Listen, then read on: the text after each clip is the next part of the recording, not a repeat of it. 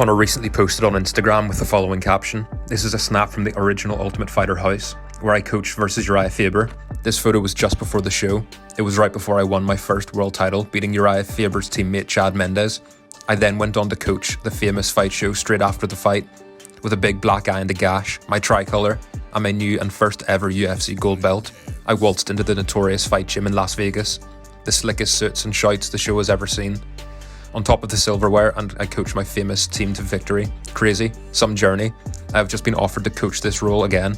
I like it. It is full immersion which is needed. I see fighters lining up. I know what's ahead. I've been ready. I mean, that face quickly changes as soon as I'm in front of him in the octagon. Give me 10 seconds with him. That face changes real quick. This is true. You know what I mean? This all is of true. a sudden, that size don't matter. All of a sudden, my footwork, where's this guy at? With a puzzle, he's already giving dramas. Then I put my hands on him, there's another problem. Then they try and grab a hold of me, and I'm a little brick fucker wall, there's another problem. That's when you start to see him start to crumble and be like, oh, fuck, what have I got myself into? That's exactly what's going to happen with Islam. Especially the way he's looking. I can tell he really thinks he's just going to be way too strong. Even talking to you now, I can feel like a bit of a different aura. Like your confidence is growing. I don't know. You feel like you're going into like, you're like ascending. You know what I mean? It probably is that chip on the shoulder, right? Chip on the shoulder, or like again, like being the underdog and all that. I want that fuel. I want the because that just makes me be like, oh, I'm going to show these guys. So what's popping? What's popping? Like we can get that cracking. If you want to come on up and try his luck with that, come on in. I'm not scared of nobody, bro. And I take very seriously the challenges, you know, and it gives me extra incentive to f you up. I think what he was mentioning was it was an old clip, you know what I mean? That I think I was with James Lipson. I was asked about like a fight between me and whatever, and I said I think I knocked him out. You know what I mean? And I do. Mm-hmm. I mean, it ain't like I didn't say it. I said that. He feels some type of way about it. Show me. Hey, I'm in the show me business. I love it. I love it. July, August, because I do want Jiri. That is the fight that I want. Yeah. Like, I want more than that fight. How do you think it goes? I think I knock him out. Early? Nah. Man, it could happen early. It could happen early. Like I said, like you already seen how I'm coming. Why you asking it? I'm just asking. Why you asking how I'm coming? I'm ready to put it on him for 5 rounds if I need to.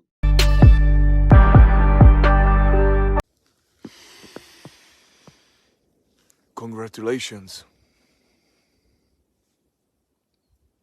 I'm coming. I'm coming!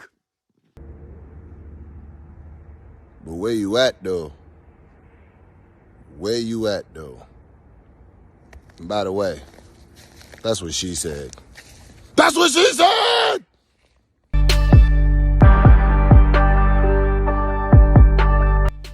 Current middleweight champion of the UFC, Alex Pereira, had this to say about Izzy and Robert Whittaker. I see these two guys next. Israel Adesanya was a dominant champion, so he has the preference to be competing for the belt again. But if he doesn't want that, it will be Robert Whittaker. I don't think they'll put someone else in other than Whittaker. He already said his game doesn't match well with Adesanya, but will be a good fight with me, so I'll be ready for both.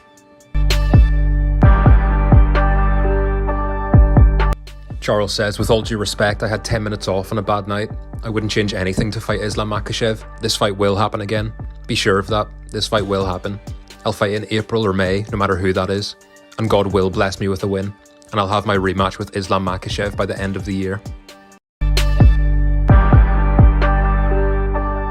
That's awesome, man. Because, you know, I feel like a lot of the thing with this fight is promotion, right? Like the UFC trying to build this narrative about the size difference as well. And like Casper said, you know, Volko coming up, when a lot of people realize that this size difference, like you just mentioned, maybe not as significant as what other people think. I want to like hear your thoughts there when you hear people talk about the size difference being a big factor here and Alex being too small to fight Islam. Like, what are your thoughts on that? And what are people kind of missing here when they make those kinds of statements? Look, I think, and you know, a lot of, I've been around Alex, you know, from day one, so I've got to see him spar all different and a variety of people. And I've seen coaches say to their fighters, as they, you know, trying to do this, do that, you know, and they don't realise what it's like when Alex is standing in front of you. He's a different beast. You don't know whether he's moving left or he's moving right, and it really it takes your game plan out. Coaches say do this, do that, but they can't do it because Alex is not allowing them to because of his movement. He's different. And then the other thing is Alex has always been strong. I mean, super, super strong. He's just got, I've always said, his gifts always have been, his understanding of distance and timing, and then he's always been superhumanly strong. And the funny thing is when we're getting in fight week, when most fighters are getting, weaker and depleted, he actually gets stronger for some reason. I think he just gets into his head that it's game time. And, I usually hate fight week, because not so much these days because I've got the younger guys to be his partner. But back in the early days, I'd be his partner. And I remember in the back change room, even the first 2 or 3 UFCs, the guy, he'd be throwing me around and doing this. And the guys go, hey, take it easy on him, man. He's an old man. And I enjoy it. I must admit, I must be a glutton for punishment. But now I'm getting a bit. The injuries just take that little bit longer to heal. So I'll get one of the other guys to get in there, and they can get thrown around and bashed. Frank Hickman's always good for that.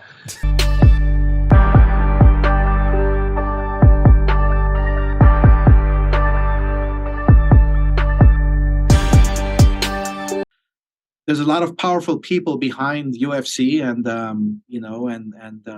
there's a lot of money behind the organization. I can look. What he did was obviously wrong. You don't hit women. I mean, come on, you just don't. It's a douche move. It really is. You don't do that. But look, the powers to be kept it under the rug, swept it under the rug. I'm not going to get involved or say anything about it. I mean, everybody knows that he's a douche.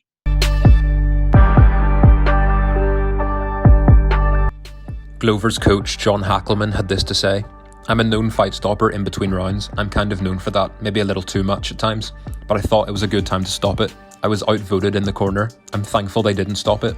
I know this wouldn't have gone well with anyone. It would have made a lot of people really unhappy, and I don't want it to be about me. I would have thrown it in after the third. I would have been completely happy with the fight stopping there. I see no reason for it to go on after that.